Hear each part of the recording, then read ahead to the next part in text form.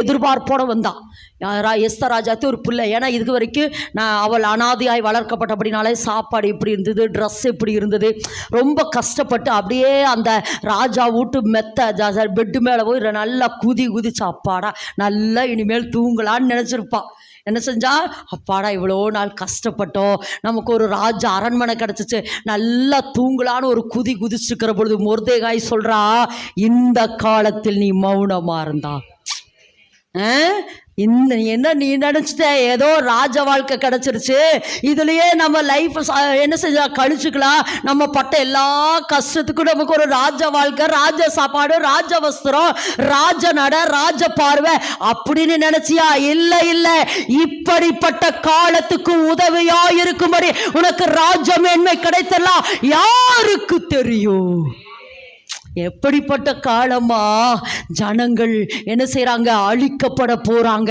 ஆமானினுடைய சதி திட்டத்தினாலே ஜனங்கள் அழிக்கப்பட போறாங்க. ஏதோ ராஜ வாழ்க்கை கிடைச்சிச்சு நீ நினைச்சியா? இல்லை எஸ்தர், இப்படிப்பட்ட காலத்துக்கு உதவியா இருக்கும்படி அப்படின்னு சொல்ல இதை எதுக்கு சொல்கிறேன்? நான் அப்படியே கடந்த வாரமே சொன்னேன். எஸ்தருடைய வெளிப்பிரகார அலங்காரம் மாத்திரமல்ல, உள்ளான அலங்காரம், உள்ளான ஒரு பக்கம் அவ ராஜாத்தி 127 நாடுகளுக்கு நீ நான் ராஜாத்தி அப்படிங்கிற ஒரு பக்கம் அவளுக்குள்ள அந்த அலங்கரிப்பு வந்தாலும், இன்னொரு பக்கம் என் ஜனத்துக்கு வருகிற பொல்லாப்பை நான் எப்படி பார்ப்பேன்? என் ஜனம் அழிக்கப்படுகிறதே,